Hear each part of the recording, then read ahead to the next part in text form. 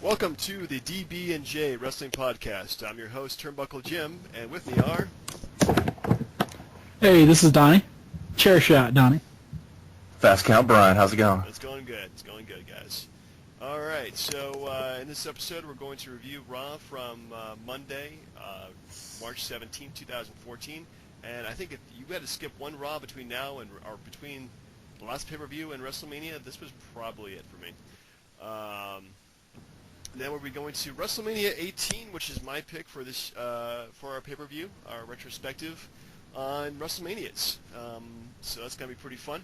And then finally, we're going to do our own draft of the all-time greatest to see who we have our top 5 for our own wrestling company. So let's get started. And we're going to go by this, I think, pretty quickly. Raw, what did you think of it, Brian? Wait, overall, or just... Yeah, or... let's start with the beginning. It seemed like it was just their attempt to make people think, oh, Daniel Bryan's not going to win the match. Like, hey, like Triple H comes out and he's like, and I like that scene because he basically puts both of them in their place. He's like, you know what? If when I beat Daniel Bryan, I'm going to take the title from both of you. So, like, it just seemed like he was like he's playing the character well. Like he's burnt out, he's pissed off, and now he's just like, you know what? Forget you people. I'm going to take the company where I want it to be. So, even though he's still not going to win the match, I like what he did there. Yeah, I think overall this was definitely Triple H's night, and he looked great in every segment he was in. And this was excellent with him, telling off Orton and Bautista. I think Batista had a couple good lines. The only person who looks terrible is Orton. I think Orton just needs a good long break after this. But overall, I think the segment was pretty good. Next up was Real Americans versus the Usos. The Real Americans beating the Usos cleanly in a non-title match. So I really don't have much to say about this match at all. Yeah. Skipped it. Yeah, no, it's fine. I was surprised that they let them go over like that. Cause have they won a match since they won the belts? I'm not sure. I think they beat last week. I think they beat Axel and Ryback. Yeah, you're right. Jobbers to the Stars. Got it. Okay.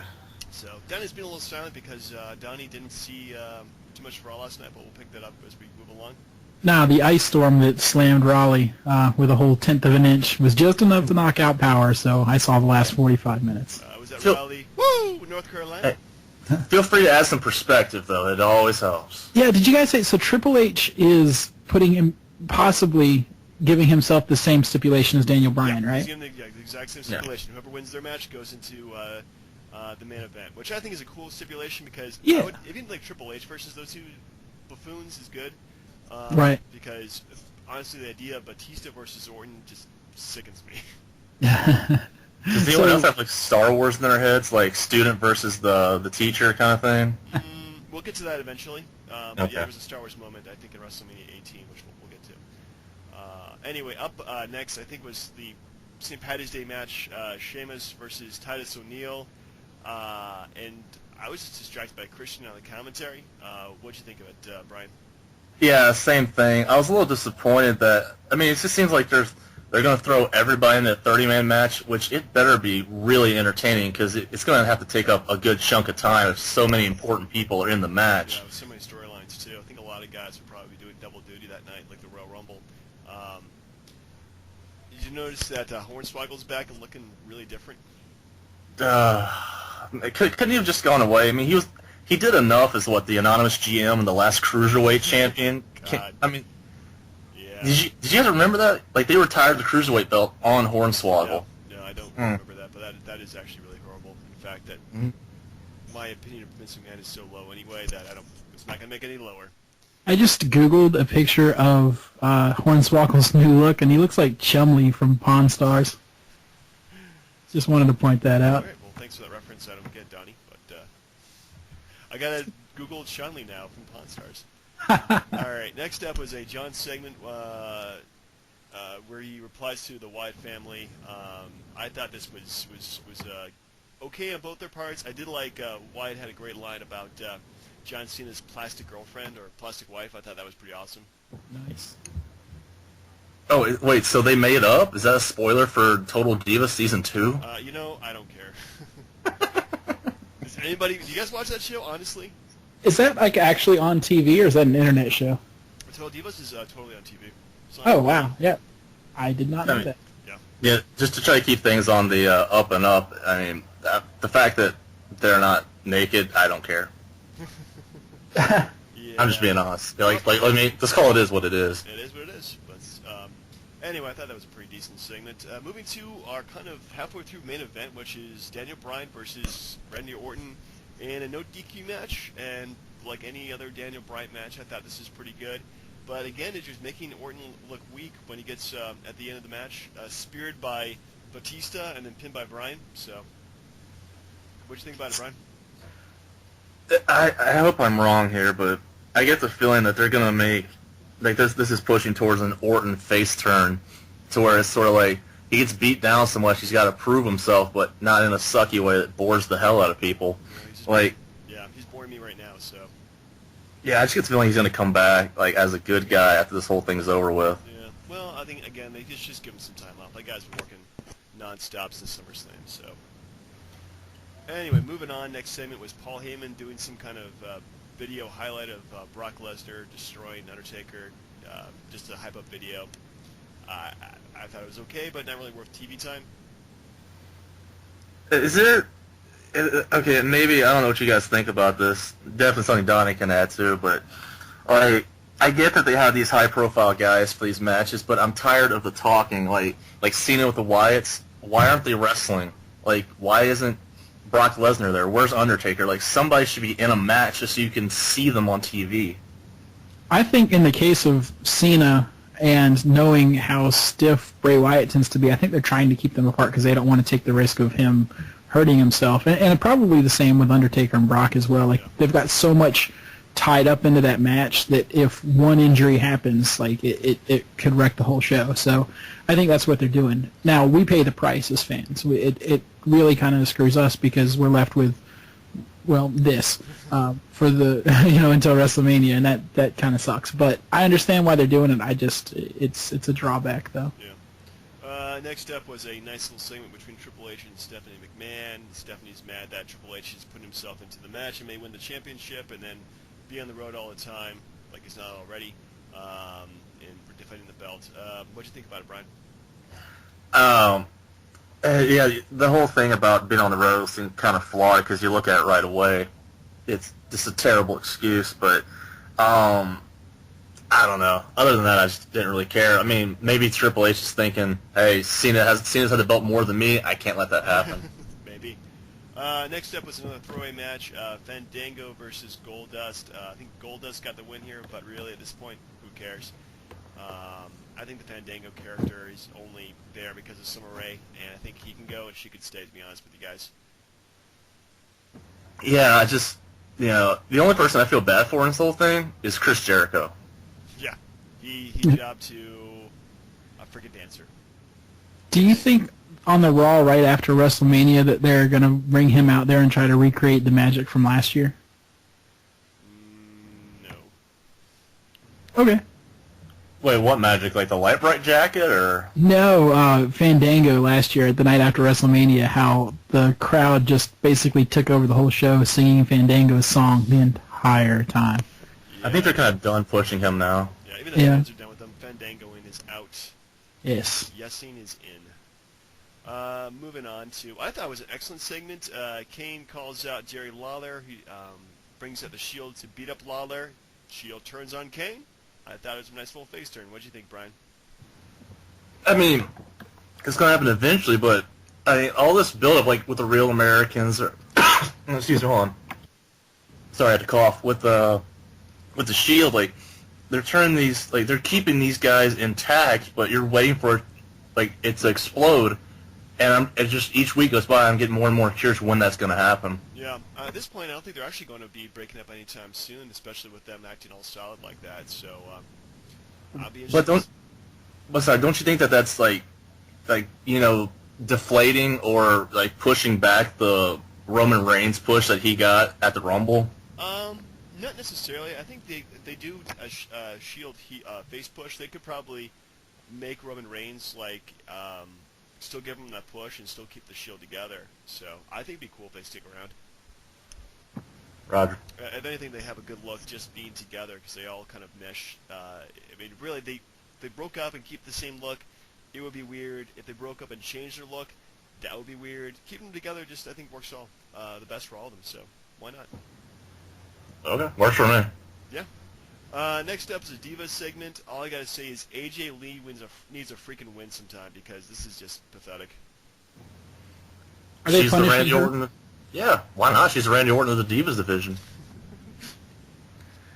Are they punishing her for her relationship with Phil Brooks? Who? That's Philip Brooks. Who? Whoa, you don't have to make fans Google that. No, like if you watched the Talking Dead on Sunday night, which was CM Punk's first public appearance since leaving WWE, they specifically kept referring to him as Phil Brooks. So I was just kind of giving a shout out to the Talking Dead. But yeah, I wonder if they're kind of punishing AJ for the indiscretions of CM Punk. Who knows at this point? CM Punk is a mystery. He's just gonna show up at Wrestlemania and just totally beat it down somebody, and we have no idea what happened that time. It seems doubtful because if they were punishing her, wouldn't she have lost the belt to one of the Bella twins or who cares? The Funkadactyls? I don't know at this point. Yeah. They really needed to do some of the Divas division because that's gotten really stagnant. And maybe a good TV show, but in terms of what I'm watching on wrestling, it's just crappy. Next up, Mr. T gets inducted into the WWE Hall of Fame as a celebrity. I thought it was pretty much past due for him to get in the Hall. What'd you guys think? Just another week and another year without Randy Savage. I mean, that's just another rant for another time. But I mean, okay, look at the other celebrities that are in there. Mr. T had probably the biggest impact 'cause he was in the main event at the first WrestleMania, and he fought Piper at WrestleMania 2. So yeah. So as a celebrity who actually wrestled, that's pretty good, I think.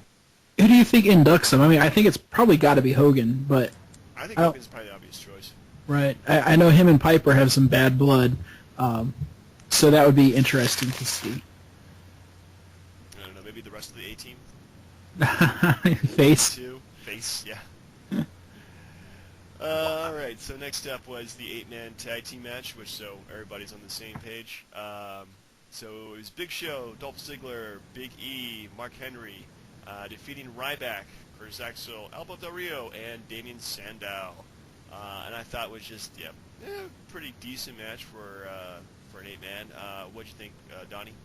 I just thought there was a lot of dead weight in this match. It was all right. I mean, I really like Alberto Del Rio and Damien Sandow right now, and I really like Dolph Ziggler. Big E, it's kind of weird to see him not fighting either Cesaro or Swagger. It was kind of weird to see him not in the ring with one of those two, but I think he's pretty good. Big Show's he's in a point in his career where he's just not very, he's not mobile, even compared to himself, and he just looks very tired in the ring. And then Ryback has the charisma of a sock, so I give this match a C. It was nothing really memorable, but it had some decent stars, and I was just blah to it. I'm assuming everybody in this match is going to be part of the Andre the Giant Battle Royal. Yeah, that's the whole point of the match, I think, just to build up. Maybe it's just me, but I see so much more for Del Rio than these type matches. I think he's good enough to have an individual feud right now with somebody. Anybody. Even the sock that, from Ryback. Anything. Anything. But, quick question, guys. What Donnie said about Big Show. If he was gone, tomorrow, not dead, but gone from wrestling, would anybody miss him whatsoever? No. Yeah, I didn't think so. He's just that guy that he looks like he's been there too long but he isn't anything else to do. Yeah. It would be, we really wouldn't miss him at all. Yeah. Every 16 months, they throw him in the main event scene to put somebody else over, and then he goes back to obscurity again. It's really weird. I don't dislike him as, even on the mic, he's not that bad, but at the same time, it's just blah. It's It's just not very entertaining anymore. Yeah, he's a 40-year-old guy who had his peak like 10 years, not even 10 years ago, like 15 years ago. So it's quite sad. Tag team him up. I've liked him in his tags, like Jericho and Show Miz. Yeah, I liked the tag team gimmick. Shoguns. Oh man! Wow. All the other stuff he did. Well, he was tag champ with Undertaker. Yeah, and Kane too. Oh my goodness. Well, that's another story for another day. So moving towards the end, we have Bray Wyatt versus Kofi Kingston. Kofi Kingston? I don't know. Kofi had coffee. Kofi had some coffee, and that's why he just jobbed this match. I thought it was kind of a throwaway match, putting Bray Wyatt over. What did you think, Brian, Donnie? Same thing. That's it. Just same thing. Well, I mean, I thought Kofi belonged in the 8-man match and not jobbing to Bray Wyatt, but that's, I guess, a different story. Well, I guess nobody else would really job to him, so yeah. Out of all those four, maybe Mark Henry, but he already kind of got jobbed out to Brock Lesnar, so. Right. When you want somebody Cena-like for him to wrestle, somebody, because you don't look at Kofi and like, hey, he's built like John Cena. Like, wouldn't you want fans to think, be a little more believable instead of, beating up a string beam like that? Yeah, but at this point, who is Cena like that they could throw at them, really? I mean... Big E. Big E, yeah, but Big E's already going to push his IC champion, so you can't really deflate it, so... Yeah. Poor Kofi. Well, maybe next time. So the final segment, which I thought was an excellent segment, was Daniel Bryan and Triple H confronting each other. Triple H has Bryan fake arrested. No, Stephanie has Daniel Bryan fake arrested, and then Triple H proceeds to beat him up for reals. What'd you think about it, Donnie? Rarely do I actually laugh out loud at something that happens in wrestling, and when Triple H was like, "They're not even real cops," I lost it. I thought that was one of the best one-liners in wrestling in a long time. Stephanie is on fire right now with her promos, and I've heard that she's just channeling her emotions that she has towards CM Punk. I don't know if that's true, but man, she's lightning behind the mic, and I'm into this feud. Like, I am signed up, and I know. Around Royal Rumble time, I was mad about it, and I was like, I want Bryan to be in the main event picture. Now he is, and we're getting an awesome build-up to a Triple H Daniel Bryan match, which just looks really, really good. So I am pumped for this feud. I thought that was an awesome segment, and it really saved the whole night for me. Definitely. What did you think about that, Brian? Yeah, I agree, but I mean, it's more funny than that whole thing about the fake cops is like, I just got this suspense of belief. Like when you go see a movie, you're like, this couldn't possibly happen. But so for an event that happened a week prior, instead of arresting him, let's say, in the main event last week, you arrest him a week later. I mean, there's just statute of limitations on stupidity. It kills me. But I mean, to be honest, they had to do something because Daniel Bryan's been on such a roll that Triple H needed to put his foot down and say, hey, I can kick his ass. Don't take me lightly. I will beat him at WrestleMania, that kind of thing. Yeah, well, I think it was definitely a well-needed segment there just to put Triple H over Daniel Bryan and showing how vicious Triple H really is. So I think Triple H definitely was the star of the night there. And he's jacked right now, too. Oh, he looked great. When he took his shirt off, I was like, dang, I wish I had that body. On myself, not, Hey! Not that there's anything wrong with that. Nope, nothing wrong with that at all, especially heterosexual wrestling fans. All right. So, is anyone else thinking Seinfeld right now? You just a little bit. Puppy shirts. Overall, I give Raw a C+. I thought there was about 3 good segments, and the rest of it was kind of meh, but wasn't terrible. Johnny? I mean, I only have about 45 minutes to rate it on. So of what I saw, I saw and what you guys are telling me, yeah, it sounds like about a C+ show, with the best part being the end. Hey, quick question. Does anybody actually go on the network and watch the Backstage Pass after the thing's over? No, you should go to Yeah. I watched it last night, and it was 15 minutes of nothing but Daniel Bryan, and if no one had watched the show, you'd be like, well, what happened with the rest of the 2 hours and 45 minutes? Yeah. It was just, I give that an F. The show, I give it a C-, and that's just because without Daniel Bryan, it'd be like an F-, if that's even possible. Yeah, I wouldn't say it would be like F minus, but it wasn't anything like really horrible. But yeah, there's really just almost treading water right now before WrestleMania. This close to WrestleMania, they should be hitting on like all cylinders every segment. It just doesn't feel like it. Yeah. Well, I think they probably gave because they have like three more weeks before WrestleMania, so that's what 2 more Raws to do. So I think that I'm hoping that next Raw they actually have more of a solidified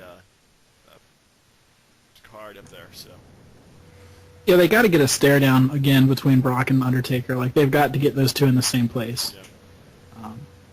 But we'll see. All right, so moving on, we have WrestleMania 18, which was my pick for the WrestleManias that we review. Last week was WrestleMania 7. Thought it was very okay. So I'm just going to go this by match. There's like 11 matches here, so we got to go through this not super fast, but I mean, there's a lot to cover, really. What were your general impressions of it, Donnie?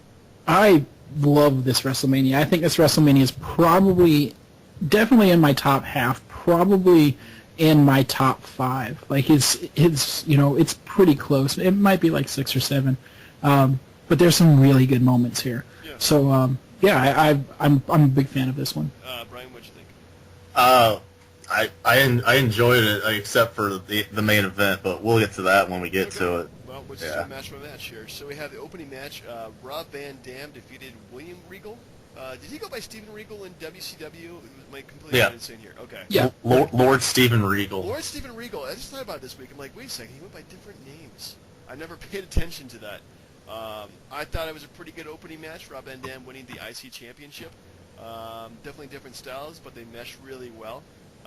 Brian, what were your thoughts about it? For all the William Regal fans out there, I'm pretty positive this is his last WrestleMania match, and he didn't win any of them. Second year in a row, he led off in the IC title match. Again, didn't win either of them. But just like the year before with Jericho, different styles, but in all, like it was a good match to lead off the show, and even though he had the power of the punch, it didn't help him this time. Donnie? I love Steven Regal or William Regal, and I'm a mark for RVD as well. So I like this match. It was, I hadn't really seen much of this WrestleMania before, or it had been a long time since I didn't remember a lot of it. So it was like watching it for the first time. And I liked this match. It was short, but I like both of these performers, and I thought they meshed well together. Definitely, yeah. I would say it was a pretty decent match overall. So no problems. But they said maybe it was a little too shorter than it should have been. But that's a criticism for a lot of matches tonight. So next up we have Diamond Dallas Page. I totally forgot about this match. Defeating Christian, retaining his European Championship. This was kind of surreal. I totally forgot about this match even happened, and the fact DDP was European Champion, I totally blocked that from my memory. I thought this was a pretty good match. Again, both their styles are a little different. DDP's more of a brawler. Christian's more of a high flyer at this point, but I thought it was really good, and also Christian's WrestleMania debut as a singles wrestler. What'd you think, Donnie? Yeah, I agree. I thought Diamond Dallas Page was definitely at the twilight of his career, and Christian carried the match in that sense. But the psychology used, I thought, was really good. Yep. Christian. It was kind of weird to see him with long hair. I almost forgot. So, and DDP with short hair. So go figure. But yeah, I thought it was a great match, and I still mark for the Diamond Cutter. I don't think which is weird. I don't mark for the RKO, but when the Diamond Cutter, I just go crazy. So DDP knew how to put it on and make it look like $1 million. Oh yeah, it was great, and I missed the European Championship. As useless as it was, it was just something else. It was like the TV Championship of its day. It was. It really was. What'd you think about it, Brian? I was completely surprised that DDP won, but then if you saw the promo where Christian said that he didn't want to be from Toronto anymore, he wanted to be from Tampa, like you kind of knew right away like he wasn't going to win. But the best thing about that time is for me is Christian's entrance. Like I love that music of his, like the whole thing. I just feel like they wasted an opportunity to give him a good push at that time. But I mean, him losing to DDP didn't really hurt him any. No, definitely not. So overall, I thought it was a pretty decent match. Next up, and I want to talk about all the hardcore segments pretty much in one spot here. We have Maven versus the Hardcore Champion versus Goldust. Was a no contest because Spike Dudley ran in and stole the championship. And then they proceeded a whole series of vignettes throughout the entire night where somebody would ambush somebody else and grab the Hardcore title and then run off, ultimately with Maven ambushing Christian to win the belt back and steal his taxi with all of Christian's wrestling gear too, probably in the back in the trunk there. I thought, as just like backstage humor, a lot of it was kind of funny. But the best spot was Al Snow in the golf court with Teddy Long running into the boxes. Holla holla. That was freaking awesome because he just completely out of nowhere just ran right into it, trying to hit somebody, and it was great. Brian, what were your thoughts about it? I thought the whole thing from beginning to end was fantastic, and a little shout out for Maven, being from Charlottesville, But yeah, think about that time, like. If anybody, like, you think about Maven, like, what does he do now? Anybody have any idea? Like, where are they now segments? I can find out in, like, 2 seconds here on Wikipedia. I think he got into drugs. Did he get into drugs? That's terrible. It's conjecture on my part, legally. No, it's not conjecture. I heard that. No, on April 2nd, 2012, Hawkman, a.k.a. Maven, was arrested in Florida after police revealed that he was doctor shopping due to addiction to oxycodone and hydrocodone. Oh. Wow. He was released on a $2,000 bond and faces up to 5 years in prison and convicted of doctor shopping. On April 11th, Hoffman was revealed he was seeking help for his addiction underwent WWE's former talent rehabilitation program. Well, it's good for them to do that kind of thing for their former employees. Wow. In September 2013, Huffman has been working as a bouncer in New York City. Wasn't he like a kindergarten teacher? Something like that. And you would think the Dare Dog would have come by every once in a while, right? Yeah, you would think so. But anyway. Wow, that was a lot. That was a lot about Maven. I did not know. Thank you. Yeah. But in all seriousness, like the hardcore thing, like it was good spots throughout the night. My favorite spot was when Molly Holly like tricked Hurricane and whacked him in the back of the head with the frying pan. Like, That's pretty funny. Yeah, like from beginning to end, I thought it was fantastic, and it just showed the ridiculousness of the hardcore title to begin with. Yeah. Well, it did become pretty ridiculous at that point. Like, once Crash Holly became like the 24/7 champion, it really was just used for backstage segments for humor. Interesting note, there has been 234 hardcore championship reigns and over 30 champions. So it definitely used as a joke belt that kept on switching back and forth between everybody in the company. It's ridiculous. Half of those reigns were during that hardcore match at WrestleMania 16. Yeah. Pretty much 16 and oh my goodness, yeah, it's kind of painful to look at it actually. Anywho, Donnie, what'd you think? Yeah, I was sitting here wondering. I was like, how long did they do that whole hardcore championship can exchange hands any time? Because it seems like they did that for like several years almost. I think it was almost for about over a year though at that point, because Crash Holly first won the belt in 2000. So yeah, it was about 2 years they were doing that whole gimmick there. Okay, yeah, I like it. I was sitting here thinking, watching it, like, who today would I like to see have that hardcore championship and do these rules? Because I think it's a lot of fun. It's a good way to use like people that are lower than mid card talent, like your curtain jerkers. It gives them something to do, and I wouldn't hate that because it's funny and it's entertaining, and you never know what to expect. So I missed it. I like these segments. Yeah. Well, overall, 229 reigns with 52 wrestlers. So it's time for 230. Give it to Damon Sandow. He could use it. So why not? Anyway, moving on. Kurt Angle took on Kane to beating him. I thought was a pretty awesome match between the two of them. I kind of forgot how awesome Kurt Angle was in the ring. Donnie, what are your thoughts on that? Yeah, I echo the same sentiment. Like, Kurt Angle was amazing, and he worked well with Kane. This was when Kane was a little bit younger and a little bit more spry, and I really liked the match. I really did, and it wasn't too long. I didn't get bored throughout the entire thing, and good finish. So yeah, I really liked this match. About 10 minutes 45 seconds. Brian, what do you think?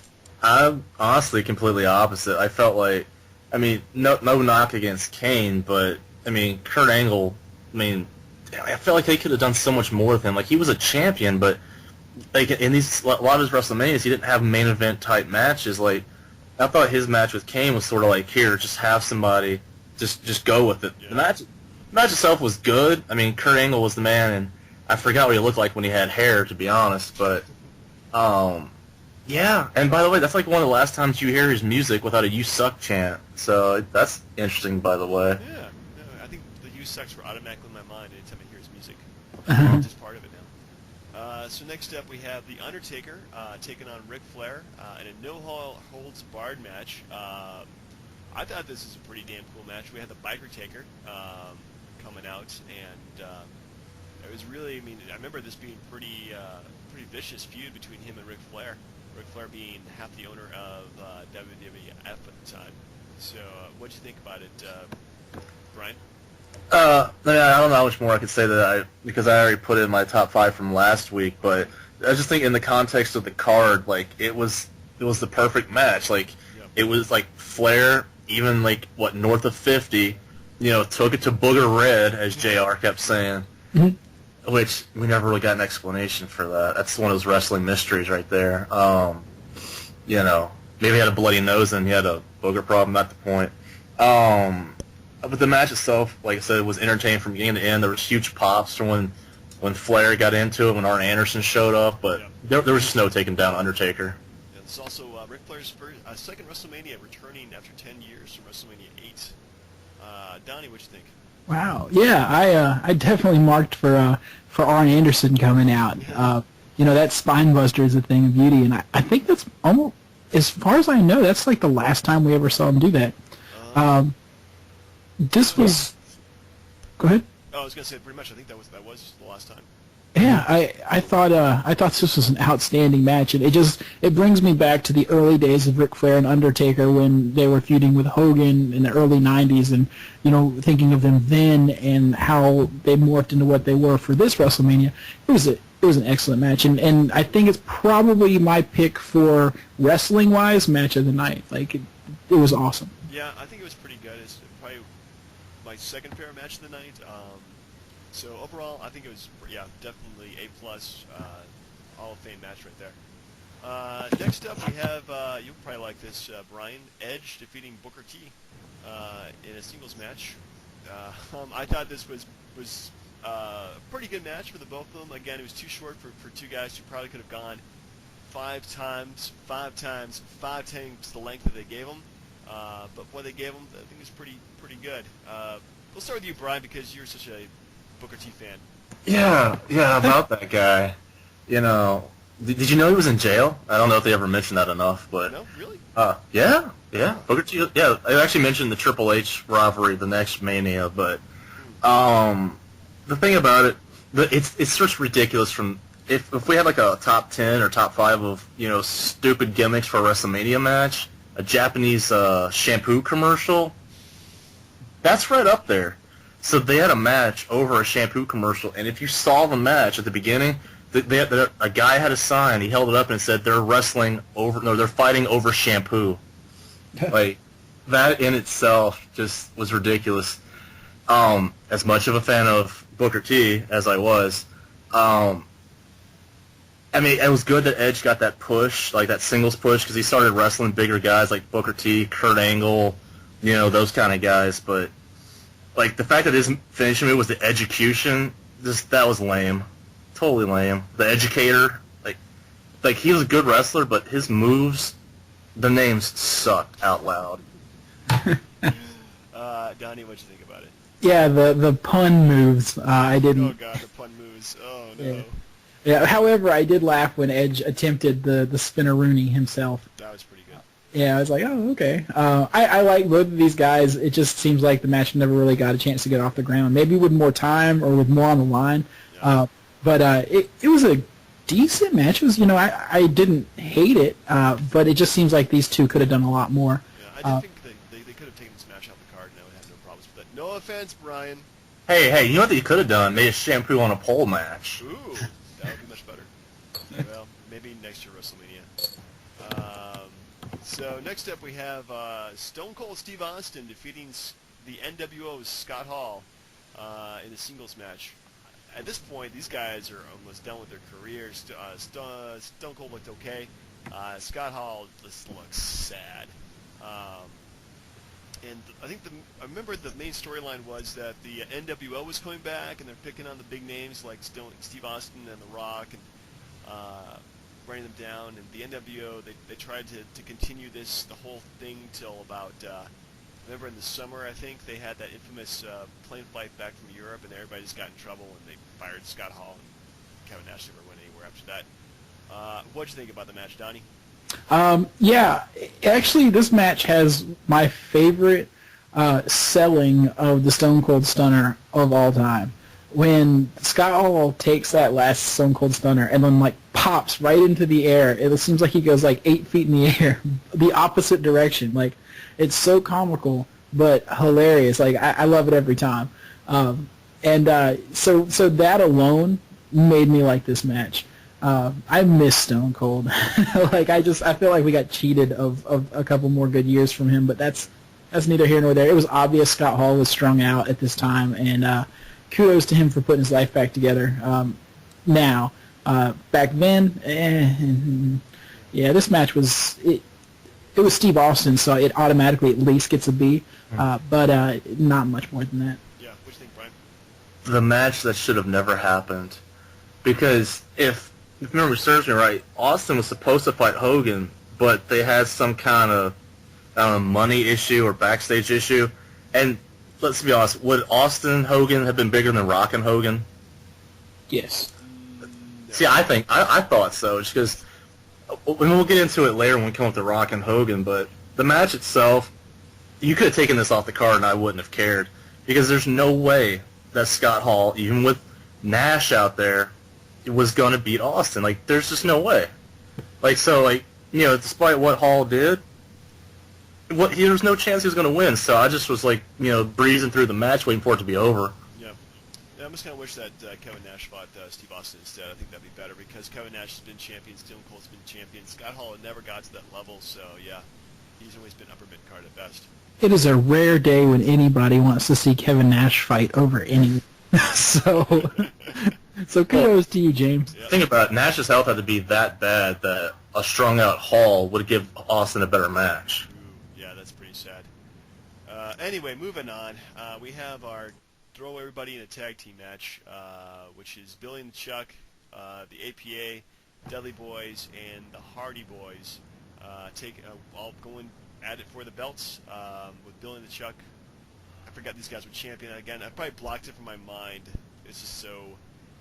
I forget the state of those guys. Or just the gimmick. It's just so offensive. It's ridiculous. Yeah, it was gay, but there was something wrong with it in this case. Yeah. Like, they made the whole gay thing very creepy almost. But overall, I thought it was an interesting match. I mean, I love 3 out of 4 of these tag teams. I thought they were definitely classics. You kind of wish that they would just wrestle and just take out Billy and Chuck, do their own thing somewhere else. So I thought it was good, but the ending was kind of crappy, and got to see Stacy Keibler's ass. That was always good. Hey now. Brian, your thoughts? You know, I remember you guys talking about WrestleMania 7 and how it was like the end of the Rockers and the Hart Foundation, but you look at that match, they split the Hardys up in the draft, Yep. They split the Dudleys up in the draft, They split the APA up in the draft, and all they kept was Billy and Chuck just so they'd fight Rico and Charlie Haas. I don't know if he was around then or not, but no, Rico and Rikishi, another pointless tag team trivia knowledge there. But, yeah, honestly, I don't know what Vince saw in the gimmick. Like, hey, let's make these guys, like, let's make them act gay, not be gay until they do the fake marriage, which they said wasn't real. But the match itself, I was disappointed because, I mean, knowing that they were breaking up all the tag teams, you understood why Billy and Chuck won, but they shouldn't have been there in the first place. Just a horrible gimmick to begin with. Yeah. Johnny? Yeah, the Four Corners elimination match, I found myself wishing that this whole thing was a TLC match instead. But Devon went through a table brutally. I liked the match for what it was, and you know, it was shorter than I thought it was going to be, but that's not necessarily a bad thing. Billy and Chuck were kind of afterthoughts. I thought the APA, Dudley Boys, and Hardy, those were like legends of that day. And I really liked the match. I thought it was good, and it was it should have had something better than Four Corners elimination. I just don't like that gimmick. Otherwise, I thought it was good. Okay, well, moving on to the next match, which I thought was kind of the main event of the night myself. Icon versus Icon, The Rock, returning Hollywood Hulk Hogan. Hogan returns to WrestleMania for the first time in 9 years, and also the first time not involved in the main event, which was kind of odd in my, well, not really odd, but you know, it just seemed kind of surreal in my opinion. And you're talking about Star Wars Evil earlier with, like, you know, the Master versus the Apprentice.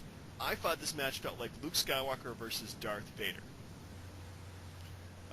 Because we have The Rock, who still sees the good in Hollywood Hulk Hogan, the fans who still see the good in Hollywood Hulk Hogan, and at the end of the match, when The Rock defeats Hogan, out come the NWO, and Hulk Hogan and The Rock team up against him, like the Darth Vader and Luke Skywalker against the Emperor, and turning Hulk Hogan face again. I thought it was all excellent stuff. What'd you think about it, Donnie? The crowd in this is probably my favorite crowd in wrestling history. It made this match so much bigger and better than it really was. I mean, it was a pretty bad match physically. That's why I said earlier that my favorite match, wrestling-wise, of the card was Undertaker and Ric Flair. My favorite match was this one. That scene where they're looking at each other, and then they turn their heads opposite ways and look at the crowd. I mean, that is, to me, as big as Hogan and Andre staring down. Like, that is such a huge, iconic moment in wrestling. This match just it makes the hair on my arm stand up. Like, it's that good and it's that special to me. So yeah, that's the best really way I can describe it. Is it might not have been a technical classic, but it still gets an A+ to me because that was a beautiful storytelling story, whatever. Talking hard, Donnie. Yep. But yeah, the crowd was just like super like pro Hogan, and they were into the whole time, and gotta love them, I guess. What'd you think, Brian? Gotta give credit to Hogan on this one, because for a guy that was almost 50, the fact that they threw him in there with The Rock, like he always knows how to entertain the fans in whatever aspect that he can, and that's how this match was. But I couldn't help but think that, like, do you guys think they had, like, improvised the NWO coming down there on the fly based on the crowd reaction, or do they have that plan? Because you can't project that the fans were going to cheer for Hogan like they did, could you? I think they probably had that in mind, especially after the NWO came back, and Hogan was like so cheered by the fans that they. I don't think it was like something they originally planned for, but that's the way they changed it before WrestleMania. So. The fans are killing me about that, by the way, too, because like, do they have selective memory and forgot that he was in WCW for like 7 or 8 years? I mean, like, oh my God! But no. Hulk Hogan, man. Yeah, but then he wasn't in the red and yellow. Not the point. The match itself, I thought was good. I honestly think that Hogan, for all his thing about what he did in WCW, he did the right thing here. The Rock should have gone over, despite the fact that the whole wrestling's past versus wrestling future gimmick was terrible, because at the time they were both wrestling's past. Say what you will, The Rock, what did he do after that? Go do movies. Yeah, he made a whole bunch of movies and came back like 10 years later to fight Cena. So they were both wrestling's past, in my opinion. Match itself was fantastic. The crowd itself was great. But another thing I thought when I watched it, I couldn't help but think that Bret Hart should have taken notes from Hogan, because Hogan was okay with losing in Canada. Yeah. All right. So we have a Divas match after this, which is kind of a really good pacing, because it was a good buffer between the two matches, give everybody a chance to use the bathroom, catch a break, get another beer, get some popcorn, because, well, anyway, the match was Jazz defeating Trish Stratus and Lita. I thought it was okay. Definitely not the best effort of any of those ladies, except maybe Jazz. I don't remember her at all. Brian, any thoughts before we move on? Just surprised that she won, but that's it. Yeah, Trish Stratus, Lita, Stacy Keibler earlier in the card. This was the good old days. It was. We had some great ladies back then. Yeah, they were just very, very just gorgeous. I didn't really even care about the match. I got up through most of it and went and did other things. But it was good to see some old familiar faces from my youth. Yep. Yeah, I definitely attracted a woman who can work around me through a table. So something to be said about that. Anyway, so our next match is the main event: Triple H versus Chris Jericho for the undisputed WWF Championship. I like to point out this is the last time that they're wrestling for one single belt or belts in one match up until this year's WrestleMania. So it's been 12 years since we had split titles. Hard to believe it's been that long. This is also the last time that this is a WWF WrestleMania as becomes WWE later that year. So kind of like an end of the era, really, especially for me. Triple H ended up defeating Chris Jericho despite the interference of his wife for Chris Jericho, Stephanie McMahon. I thought this was a good match, but not a great match. My biggest problem is Triple H outside of DX is not a good face. Brian, let's start with you. Yeah, and this is the thing, like, when I read Jericho's book, and I completely agree with what he said in there, this match should have been on before Rock and Hogan because the crowd was dead. Yeah. Completely dead for that match because they were just tired, they were drained, and they didn't care because the way they built up Jericho for this feud, the fact that, he was picking up Stephanie McMahon's dog crap, for Christ's sake, like, there was no way anyone thought a returning Triple H was going to lose, at all. So, I mean, to me, the main event was predictable, the match was okay, but the crowd was dead, so it brought the overall match down for me. Donnie? Yeah, it was. I think this will go down in WrestleMania history as one of the most forgettable main events. Not on the level of like Lawrence Taylor Bam Bam Bad, but still just kind of forgettable. Like when it came on, I was like, oh yeah, this match was on the card. Okay, and to be honest with you, I had forgot who won. So it was like watching it for the first time again. It was I don't hate Triple H as a face. I actually kind of like him as a tweener more than I do full heel or full face. It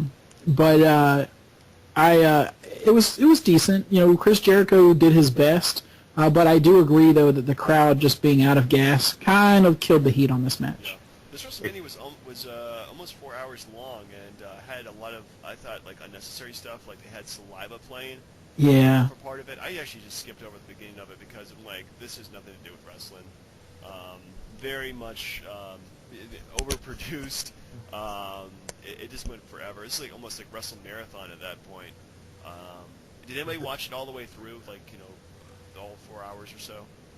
No, I've done that so many times back in the day that you just go off of memory for this thing. Like, two quick things about this though. Like, did anybody think? It's just my own opinion, but Stephanie McMahon did not look that bad back then. Yeah, she looked great back then, by the way. Yeah, just my own opinion. No, not your own opinion, buddy. Yeah. So and with the Triple H thing, again, I guess no topic for another time, but I thought he was absolutely horrible as a face because when was he ever good where he didn't have support like Evolution, DX, any sort of faction or group? Like when he was on his own, he just looked weak to me. I don't know. Yeah, this is the whole like Triple H. Like I remember him coming back from like probably one of the most horrific injuries I've ever seen in wrestling, with his quad muscle just bursting in the middle of the ring. That was just gross. But yeah, I think that he was just really kind of boring as a face without having like DX around him or Evolution or any other people to hang out with. So yeah. Good match, but again, not great. So overall, I give this WrestleMania probably a solid A. I thought it was pretty. There's a lot of good stuff, some okay stuff, and one or two bad things, but overall, very good. Brian, what would you grade it? Yeah, in honor of Daniel Bryan, I'll give it a B+. Donnie? Yeah, it gets an A for me as well. I thought there was some really great, iconic WrestleMania moments, and I'm trying to think if there was a match that I absolutely hated. That really didn't happen. So, and there's something to be said for that, because that's hard to pull off with as many matches. What is it, like 10, 11 matches? Yeah, it's hard to pull off 11 and not have one other than the Divas match, whatever. And I was indifferent to that. I didn't hate it or love it. So, yeah, I thought that's a hard thing to do. They pulled it off, and I found myself entertained. Yeah, well, I think at this point it definitely shows that since they had so much talent from both ECW, WCW, and WWF, they could do whatever they wanted to, and I thought they pretty much used it all. And it was time for the brand split, too, at this point. Oh, yeah, it definitely was. It was such a huge roster, and then, yeah, it was hard to keep track of everything.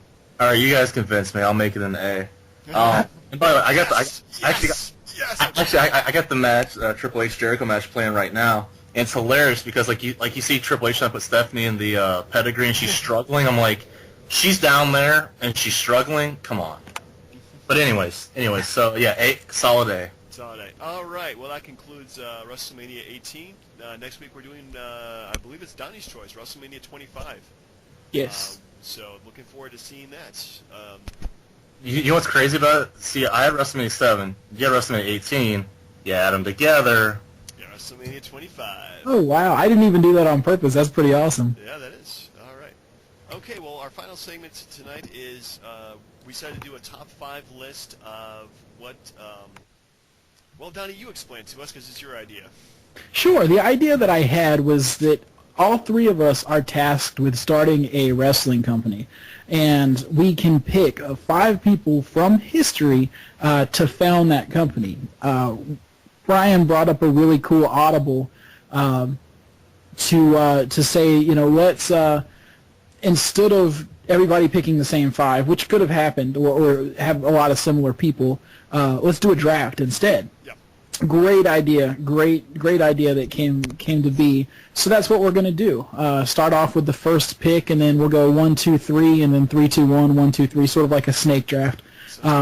I will keep tabs on everybody's 5 when we get to it, and then we'll discuss and then wrap things up from there. Okay? All right, sounds good. So this is your list. Do you want to go first? Sure. Yeah, I will. At the number 1 spot, I am going to take Stone Cold Steve Austin. I'm sorry.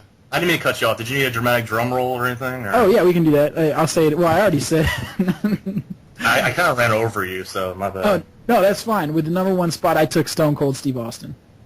Wow. Good choice. Surprise. I gave you a few good years before being injured and then doing like some reality show for a while.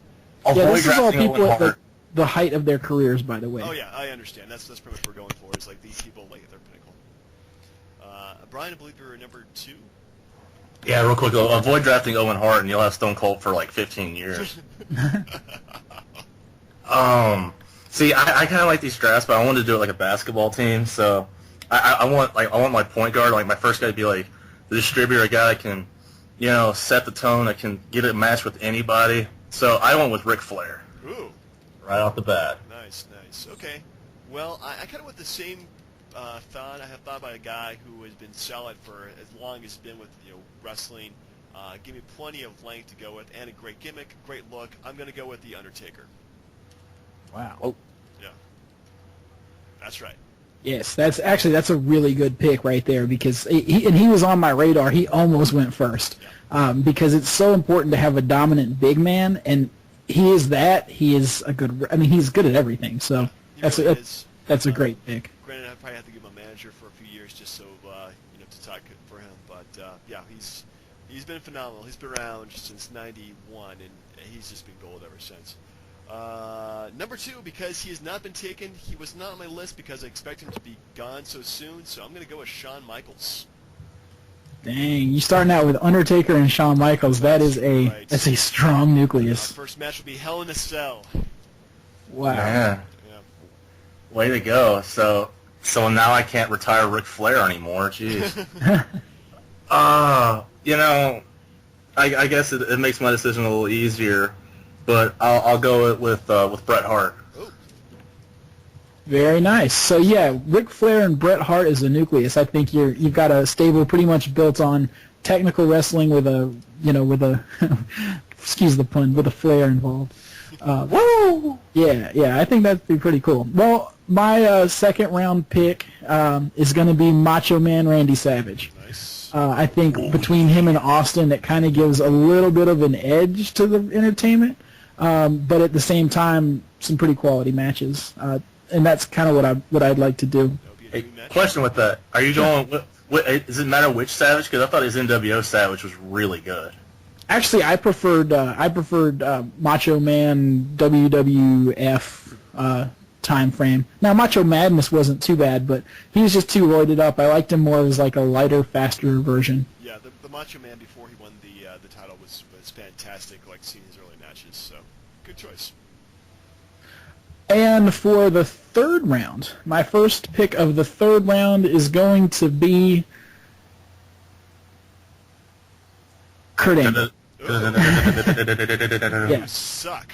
Yeah, I took Kurt Angle because he can be funny, he can be evil, he can be a great face, and he's an awesome wrestler. So I just think that he's one of those people that he would fit in, I think, with Austin and Savage and be able to have a great match with either. And that's what I'm really looking for, is like a cohesiveness. Yeah, and this is going to be a surprise, and this may bite me in the ass, but so I got my two technical guys, but I need a guy that the kids will like, the kids can relate to, sells merchandise like a mofo. Upset special. I'm taking John Cena. Oh, I did not see that one coming. I need him. As much as I don't like him, the kids love him. They really do. And if Flair's out getting drunk and Bret Hart's crying over something, I need somebody to do a Make-A-Wish thing for me. So John Cena's my guy. I'm taking Cena. I think Cena would definitely be your company man. He'll do whatever you ask him to do. So good choice. Good choice. And Bret Hart John Cena would be a great match. That would be great. Well, I'm kind of going with the same vein as that. He will sell a ton of merchandise. He'll be awesome on the mic. He'll command the show. I'm going to go with The Rock. Oh. Wow. Okay. Yeah. That's a good pick. I like that pick. Number one, because it was going to be mine next time. Number two, you've got a really strong. James is like the super the headliner league right now, because The Rock is amazing, and I could imagine The Rock and HBK. Did they ever wrestle? Nothing that I remember a big match at. Right. Because, HBK came back right as The Rock was leaving, so they never really crossed over at all. That was great. And Triple H, or not Triple H, but HBK was kind of off and on anyway by the time Rock came around. So They had a classic moment together, if you remember, the first ever SmackDown where Rock was fighting Triple H for the title and HBK gave him Sweet Chin music. Oh yeah, I gotta look it up then. It's a little bit of a obscure reference, but they had some interactions in the ring. Yeah, they never wrestled. Interesting. Huh. Okay, well then my number 4 choice is going to be awesome wrestler, awesome on the mic, a little bit funny, but definitely a showman. He hasn't had the belt as much as the other guys have, but also an excellent singer too. I got to go with Chris Jericho. Nice. Oh my Very God. good pick. I thought you were going to say Jeff Jarrett, and I was like, come on, don't mess up. Maybe tonight. Something tells me that Jeff Jarrett is not actually going to show up on any of these lists tonight, but don't be surprised if he tries to make his own list and become the 4th one on this, because he likes just creating his own company for the heck of it. Okay. And for the fear of everyone stealing them, no, I'm kidding. My next one, it has to be Edge. It has to be. I have to have that guy. And I've already got my rivalry set. I got Hart and, Flair. I got Cena and Edge. Memorable matches for both those things all time. So I got to go with Edge. Nice. Very cool. My number 4 pick is going to be, I've got Austin, I've got Savage, I've got Angle. I need a monster. I'm going to go with Brock Lesnar. Nice. And that's weird to me. This was actually going to be my Undertaker spot, but once Undertaker was gone, the next guy on my big man depth chart was Brock, and that's because a big man is important not only to be intimidating like Andre was, but also to be able to put on a really good match. That's why I picked Lesnar. And I guess then now this is my last pick, right? Yeah, number 5. The last person that I'm going to put on my list is somebody who's just going to be the Sunbeam babyface, the best one I could think of to go along with all these guys, and that is going to be Ricky the Dragon Steamboat. I liked him in the ring. I thought he was. I don't know that he ever had a bad match with anybody. When I was a kid, I adored him. He lost a lot, but with the guys that I have picked, I think he'd put on a really good match. I think his styles meshed well, and it's always good. Everybody else I have could be a heel. He's the only one that could be a constant face, and I think that's a good thing to have in a company. Nice. Man. And number 5 pick for Brian. If you want me to go through your roster so far to lead up to your last one. Well, let's just say it for the end. This is so agonizing because I have like 3 people that I want to take, but I can't. And I mean 5, which is the Spirit Squad, but I'm kidding. The one thing that I don't have is a big guy, and I'm actually okay with that. So, my last dude is Jake the Snake Roberts. Nice. I needed a guy that's like solid in the ring, solid on the mic, just bone-chilling interviews. I like Jake, so I'm taking Jake. Yeah, one of the best on the mic of all time, in my opinion. Like his promos in an age where everybody would shout and scream, his like subdued. It's very Bray Wyatt kind of takes a little bit from Jake Roberts, and I really like it. That's a good pick. Well, all right. Well, I guess it's my chance to pick Mr. Irrelevant here. Anybody in wrestling they can choose at this point. So, oh man, this is tough. Daniel Bryan. That's the points. Well, Donnie, what guys did you have in your top 20 that did not make it?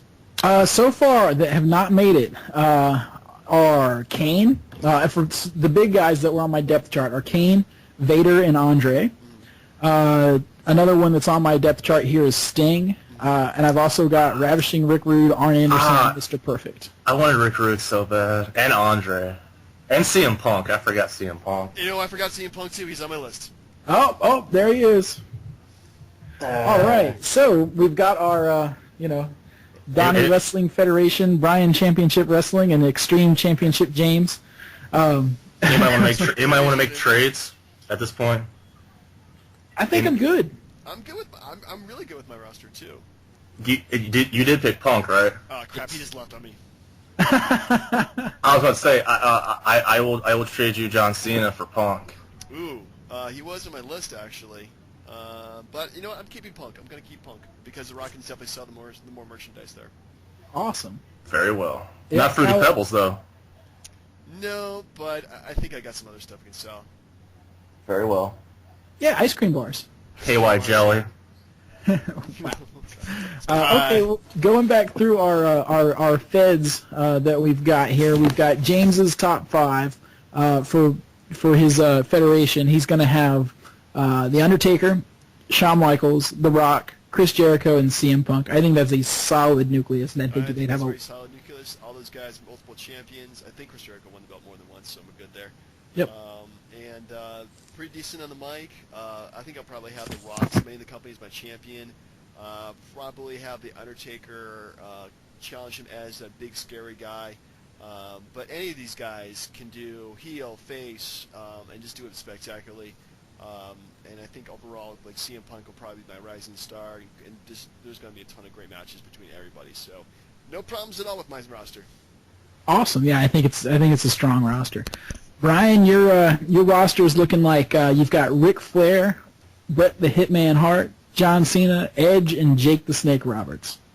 Yeah, I really want to go with a more technical thing, but I don't know. I forgot about Punk completely because he erased himself from memory. But overall, I think the stuff would work out pretty well. I mean, you got 3 guys from the old WWF type days that pretty much wrestle each other, but I mean, a John Cena Jake Roberts feud wouldn't be so bad. Like Bret Hart against Edge, if they both are healthy, would be fantastic. So I'm good with that. Yeah, I really like those combinations of wrestlers. Did Ric Flair and Jake Roberts ever? Because those 2 names are jumping out at me, and that seems like a match that I think would be really, really good. I don't think they ever had a singles match, I remember. No, they were both heels at the time, so that didn't really happen. Yeah. Right. Yeah, their paths never crossed. That's a shame, man. That would have been great. Okay, and then my 5, I've got Steve Austin, Macho Man Randy Savage, Kurt Angle, Brock Lesnar, and Ricky Steamboat. I'd probably put the belt on. I'd put it on Ricky Steamboat actually at first, and kind of make him the face in peril against all these guys, because you got a lot of monsters, you've got a lot of loose cannons, and I just think that would be kind of funny to watch all those guys chase him and see who's going to get the belt. I may even put a tag team together of like Kurt Angle and Brock Lesnar as like the wrestling tag team.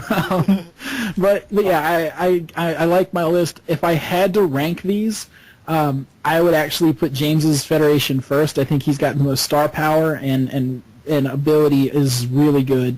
I like the ring chemistry that Bryan has, and the mic work I think would be strongest on Bryan's, because Ric Flair, Jake Roberts, Edge, who's very underrated on the mic, and Bret Hart that's underrated on the mic as well, and Cena. You don't like John Cena on the mic? Oh, no, I was going to say he is good on the mic. Oh, yeah. So I think his would be very, very entertaining. And then mine, I'm happy with. I'm kind of kicking myself. I might future endeavor Ricky Steamboat and throw in Rick Rude. But either way, I'm happy with how it turned out. I think it'd be good. Really, any of these are excellent. And as a top 5, I think it was a little bit different, but a pretty cool exercise. It didn't take too long to get through either, so I'm pretty with how it turned out. This is pretty fun. We should probably do something like this in the future somehow. Maybe with the current roster. Or tag teams? Or top 5 wrestlers you wouldn't want to start a federation with. Oh, God. That's go negative on it. I like that. Yeah, let's just totally do that. Okay. Anyway, so I believe L.A. Gore. Let's go. No, I'm LA saying. Gore. No, forgive me. I didn't get. I forgot. I missed out on saying who I would put the belt on. Oh, yes. And honestly, I would put it on Cena, just because I'd want Edge to take it from him again. Awesome. In a motorcycle helmet? That or with the Money in the Bank briefcase, or RVD kit, 5-star frog splash and Cena, like you name it, just anything. Nice. All right. Well, it's my turn to pick next, I believe. Yes. What top 5 lists we're doing? So our top 5 heel and or face turns of all time. Wow. Okay. Yeah, that's there's a lot that immediately come to mind, and some that are going to take a little. That's going to be. A little thinking, guys. A little thinking, but yeah, there's a few that definitely easily come to mind. So food for thought for next week. Is it just wrestlers, or can it be authority figures as well? It can be anybody. Okay. As long as it happens on wrestling TV, that's all that matters. Okay. So LeBron James is out, as well as multiple other people too, like Darth Vader, for example, doesn't count. And can you use the same wrestler twice? So if you were to say, okay. Just different moments. So if you want to use like Shawn Michaels from one thing he did to Shawn Michaels another thing he did, that's perfectly fine. Hulk All Hogan, 5. yeah. Yeah. Anytime you want to, yeah, you can. Anybody. Okay. The Austin heel turn. How about that one? Oh God. Let's not remember that one though. Okay. All right. Well, this has been a fun podcast. Definitely enjoyed it. What do you guys think? Yeah, I think this was a good one, and came a little shade under our normal time, and at the same time, it felt like we covered a lot of ground. So that's great, guys. Yeah, indeed.